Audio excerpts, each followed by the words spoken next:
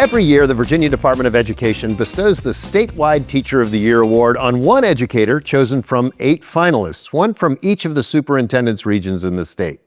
My guest today is Matt Neale of Hidden Valley High in Roanoke County, the region's 6th finalist and eventual winner of the 2026 Virginia Teacher of the Year award.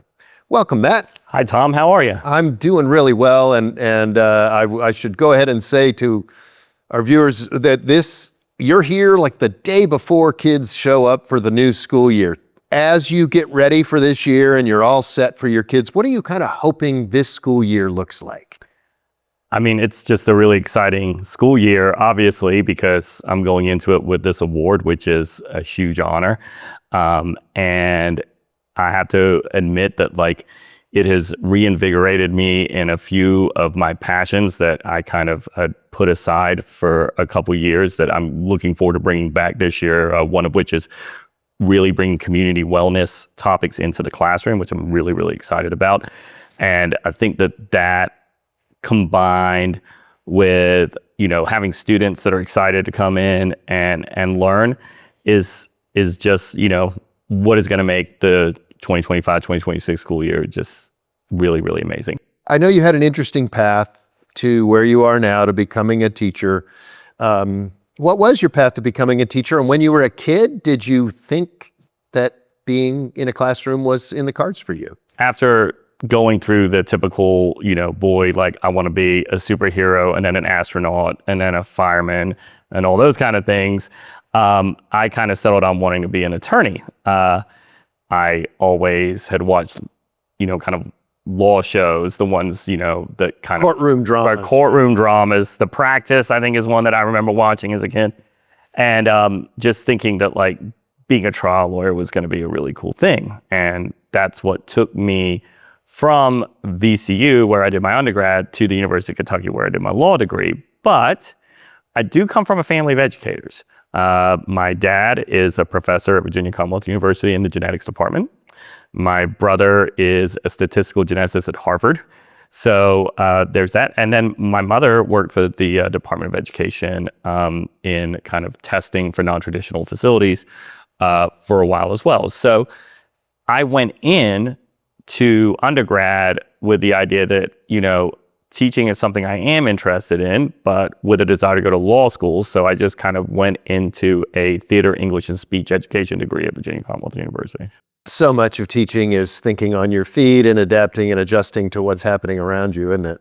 Yeah, I mean, I think especially in the high school classroom, conversations and things can go in all different directions, especially if you're an English and, a history teacher, because as they say, history repeats itself. And then obviously literature, often when we teach literature, we want kids to kind of think about the themes of that literature, maybe apply them to their own lives or the world outside.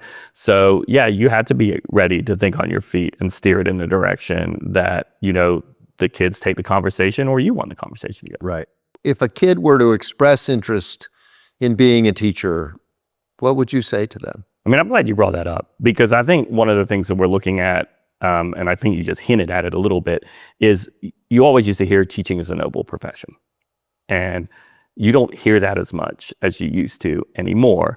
I do think that part of that isn't just, it's society right now, positions that have authority to a degree and command, like police officers and politicians and teachers are in that group of people who have kind of a command over a classroom, over students, things like that.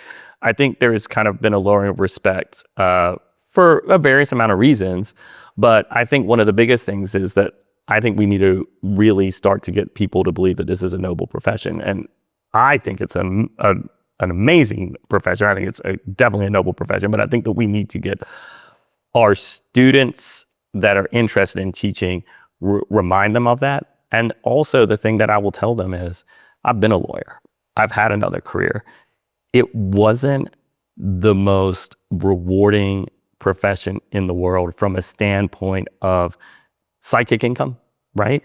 And teaching is the most amazing profession in that term. And if you want to be able to go into a career where you can sit there and you can see the difference you're making every single day by somebody learning something, by somebody enjoying something just by light bulbs going off, like you get those every single day. And that's why, to me, it is the greatest profession that anyone could ever want to do, because the reward of watching kids grow, and then also for me, become a better version of me, right? Like I want kids to become better citizens, better versions of us. So if somebody tells me they're interested in it, like I get really, really excited, especially some of the students that have actually approached me, because I think they're brilliant and I think they're going to go out and be amazing teachers. So I want to model what I think is a good teacher to them, and then just take it and build on it, which I know they will.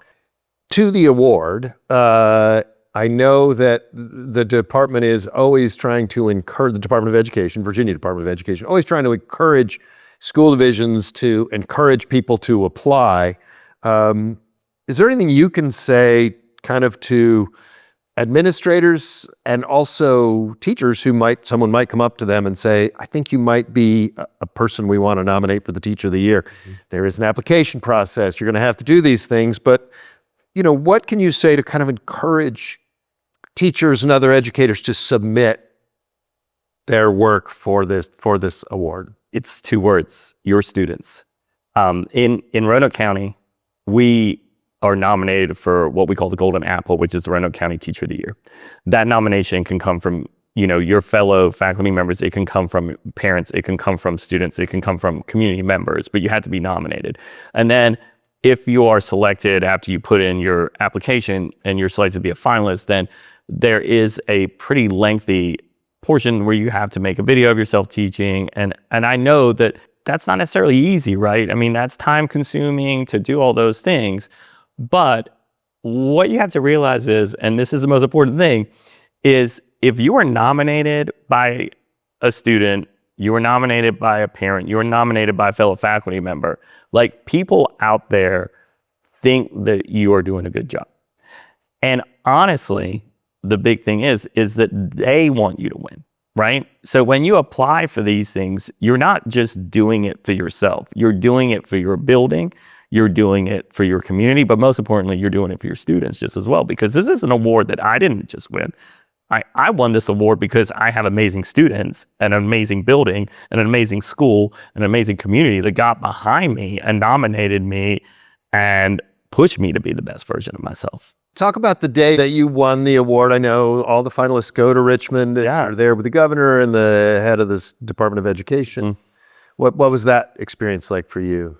The range of emotions there, it's kind of funny. It's kind of like polarizing emotions, right? You're excited, but you're nervous, right? You're elated and you feel elevated when you win, but you're also humbled by the fact that you just sat in a room with 7 other amazing people, and then they decided, like, you're the winner, and you're like, wow. But meanwhile, I'm sitting there the whole day looking at all these other people and being like, inspiration. Yeah, they're all inspirational. And I'm just sitting there going, I'm incredibly humbled now at this point. Tell me about that favorite teacher from our own childhood. And I always also like to give people the opportunity to talk about that teacher, mm-hmm. and maybe someone who led by a different kind of example, who was a teacher who was not inspirational, that made you think, if I ever do this, I'm going to do it better. But let's start with the one, is there a teacher that comes to mind? There are a few. I grew up in Short Pump, Virginia, sure. Before there was a mall there. It was a while ago. And I went to Mills Godwin High School. I had a Latin teacher. I had several amazing teachers, but Mr. Weimer, the Latin teacher, always stood out to me because he was such a great storyteller of the Greek and Roman mythology.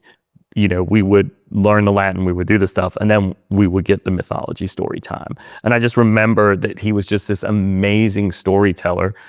But he would also do a really good job of like taking those themes and talking about himself. And I think that's so important because I think as a teacher, like, you do have to humanize yourself to your students, because you got to form those relationships. I always talk about teaching. It's 60% teaching, 40% buy-in is kind of how I look at it. Like, I've got to teach the material, but I've also got to get the kids to buy into me as a person and to make me relatable and enjoyable for them so that they do get the learning. And he was a master at that. Matt, Neale, just want to thank you for coming on the program. And I want to tell our folks at home that if you have an interest in nominating one of your teachers, encouraging a teacher, depending on the school division where you are, or if you're a teacher and you'd like to know more about the Virginia Teacher of the Year program, the Department of Education website can get you all set up on that. And Matt, thanks so much. Congratulations on being Thank you. I Teacher of the appreciate it. Year. Thanks for having me. All right. Well, what a pleasure.